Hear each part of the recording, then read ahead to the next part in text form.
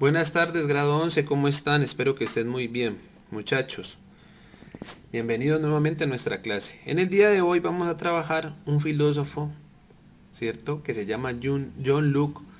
Y este filósofo va en contra de algunas ideas de René Descartes que vimos en algunos videos anteriores, ¿cierto? Como para recordar, muchachos, por si no lo hacen, cuando vimos René Descartes, acuérdense que decía que el conocimiento se forma a través del racionalismo, ¿cierto? O sea, a través de la razón.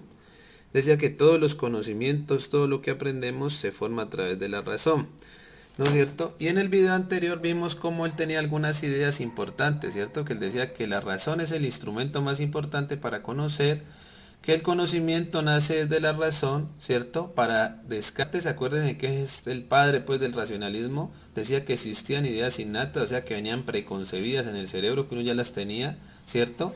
Y decía que las matemáticas eran lo más exacto porque son ideas claras, exactas, no fallan, ¿cierto? Hasta ahí pues era lo que era el racionalismo con René Descartes que vimos en algunos videos anteriores, como para que se acuerden. Este señor John Locke ya está en contra, o sea, en contra del racionalismo, o sea, por ende está en contra de René Descartes, ¿cierto? En términos generales, pues como para características generales, para que conozcan de John Locke, es un filósofo del siglo XVII, fue médico y además de filósofo, ¿cierto? Y él tenía una cosa muy, digámoslo así, un pensamiento como muy, ¿no? Como muy, digámoslo así, radical. ¿Por qué? Porque él decía que necesitamos examinar los límites de nuestro intelecto, o sea, hasta qué tanto mi intelecto, mi inteligencia puede conocer algo o no lo puede conocer. Y él ponía un ejemplo, pues por ejemplo, nadie puede levantar, por ejemplo, en pesas, ¿no? A mí que me gustan las pesas, nadie puede levantar 300 kilos, ¿cierto? Que no haya entrenado y que no tenga un cuerpo y un físico adaptado para levantar ese peso. Entonces, mi límite son los 100 kilos, pues yo no puedo ir a meter 300 porque me puedo joder, me puedo tirar la espalda, me puedo morir. Entonces lo mismo pasa acá, ¿no? Yo puedo conocer, ¿no? Y aprender hasta que mi intelecto me lo permita, dice John Locke. Por eso todo el mundo no puede conocer lo mismo. John Locke además está en contra de Descartes en el cuento de las ideas, porque para él las ideas no son innatas, sino que las ideas surgen o se forman a través de las experiencias, ¿cierto? Y para John Locke, por ende, la mente es una hoja en blanco que se escribe con la experiencia, ¿no? Con los sentidos, con lo que yo aprendo, veo o interactúo diariamente, ¿cierto? Para John Locke existen dos tipos de ideas, las ideas simples y las ideas complejas. Las ideas simples, muchachos, son las que recibimos pasivamente, solo con el contacto de los sentidos. Es un solo elemento, ¿cómo así, profesor? Por ejemplo, yo veo y el color rojo. Un solo elemento lo veo con mis ojos, ¿no es cierto? El color rojo. Pero también existen las ideas complejas que son las combinaciones o la suma de varias ideas simples. ¿Cómo así, profesor? Les pongo un ejemplo. Yo veo, ¿no es cierto?, un color rojo, pero además, ¿cierto? Lo veo combinado con un color azul y además le veo en el centro, veo un escudo, ¿cierto? Con una S en el medio, ¿cierto? Entonces yo ya formo que es, por ejemplo, la capa o el uniforme de Superman, ¿cierto? Otro ejemplo, por ejemplo, yo, ¿cierto? Una idea simple es veo una ventana, ¿cierto?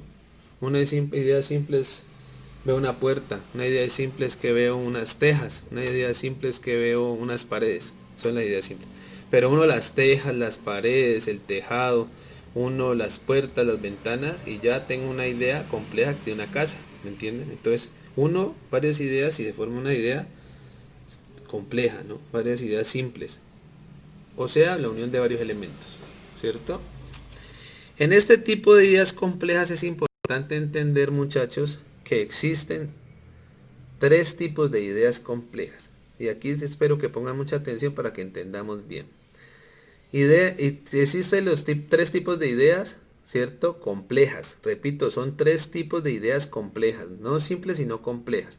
¿Cuáles son? La relación, el modo y la sustancia. Ya les explico. Entonces, ya sabemos que las ideas complejas son la unión de varias ideas simples, o sea, de varios elementos que yo conformo, mi cerebro los procesa y forma una idea de lo que es, ¿no? O sea, ya sé lo que es, mejor dicho, como hicimos con la casa. Y estas ideas complejas, que son la unión de varias ideas simples, pues básicamente vienen en tres tipos. Relación, modo y sustancia. ¿Qué son las ideas complejas de relación?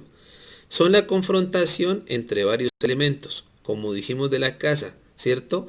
Yo confronto, por ejemplo, una cola pequeña, ¿cierto? Unas orejas larguitas, pelo, chiquito, ladra, perro. ¿Me entienden? Esa es una relación, unas ideas de relación, o sea, confronto varios elementos. Casa, entonces yo ya sé que confronto varias ideas, ¿no? Entonces, puerta, ventana, tejado, paredes, casa. Relación, la confrontación entre los elementos. Obviamente si yo veo, ¿cierto? Muchas ventanas, muchas puertas, muchas ventanas hacia arriba, pues ya digo que es un edificio, ¿no? No es una casa. Entonces yo las confronto las ideas, ¿cierto? Luego están las ideas complejas de tipo modo, ¿cierto? Y aquí es un poquito para que pongan atención. Son ideas que no subsisten de forma independiente, ¿cierto? Sino que necesitan de un sustracto, porque no tienen un sustracto propio para poder, digámoslo así, subsistir, ¿cierto? Les pongo un ejemplo de una idea compleja de tipo modo. El amor entre dos personas. Si una falta, no hay amor. Entonces, el amor existe porque está la relación entre dos personas. Anita y Juan se aman. El amor existe porque está Anita y Juan, pero si Ana se va, ya no existe ese amor. O si Juan se va, ya no existe ese amor. ¿Sí me entienden? Entonces, el amor, ¿cierto? Depende de un sustrato que en este caso son Ana y Juan, por ejemplo. ¿Sí? ¿Me hago entender hasta aquí? Y está la idea compleja de tipo substancia, que son ideas que sí tienen un sustrato, ¿cierto? Que no necesitan de otro para poder, digámoslo así, eh, eh, identificarse o determinarse. Les pongo un ejemplo, ¿cierto? De una idea que sí tiene sustrato. Anita y Juan se aman, que dijimos en el anterior, ¿no? Entonces, el amor no existe si uno de los dos no está. Pero ya se aman y se casan. Pero resulta que a Juan se le cae el pelo. Juan no deja de ser Juan porque ya no tiene pelo, sigue siendo, ¿no? Porque tiene un sustrato que lo hace identificar. Entonces, así él se le caiga el pelo y los dientes, él va a seguir siendo Juan. ¿Sí me entienden? O sea, ahí no se necesita un substrato aparte para poder subsistir. Hasta ahí me espero quedar clarito. Luego, y como otras ideas muy importantes de John Locke, encontramos, ¿cierto? Que unas ideas de igualdad, ¿no? Dice John Locke, los seres humanos nacimos libres e iguales. Y todo lo que hacemos es para buscar el bienestar. O sea, todo lo que conseguimos, todo lo que hacemos, todas nuestras acciones es para buscar nuestro bienestar. ¿Cierto? Por ende, el bien es todo lo que nos produce bienestar y la maldad o el mal es todo lo que nos produce malestar. O sea, lo contrario del bienestar. ¿Cierto? También está una idea que dice que el origen del Estado, o sea, el Estado, recuerden que es las personas que habitan en un país, o sea, en un pedazo de tierra, tienen leyes, costumbres, culturas, ¿cierto? El origen del Estado es la razón, o sea, que todo, eh, las organizaciones de las personas es para buscar el bienestar, ¿no es cierto? El bien. Y por ende se crea un contrato social para que todos respetemos las leyes. Entonces hasta aquí llegan mis límites, ¿no es cierto? Mis derechos, hasta aquí empiezan los suyos. ¿Sí me hago entender? Y por último, John Locke era un defensor de las personas diferentes y él decía que sobre todo en la parte religiosa se tenía que respetar las diferentes creencias. ¿Vale? Entonces, actividad. Primero, según lo visto en el video anterior, ¿cuál es la diferencia de pensamiento entre René Descartes, ¿no es cierto?, y John Locke? Segundo, explicar las ideas principales del racionalismo de René Descartes. Tercero, ¿a qué hace referencia John Locke cuando dice que tenemos que examinar los límites de nuestro intelecto? Cuarto, ¿estás de acuerdo con John Locke de decir que las ideas se forman mediante la experiencia? ¿O con René Descartes al decir que las ideas son innatas? Explica o justifica tu respuesta. Quinto, ¿qué significa que la mente sea una hoja en blanco? Sexto, explique los tipos de ideas que existen según John Locke. Séptimo, explique los tres tipos de ideas complejas que existen según John Locke. Séptimo, ¿a qué hace referencia el término o la frase los seres humanos nacemos libres e iguales de John Locke? Octavo, ¿qué es el bien y qué es el mal para John Locke?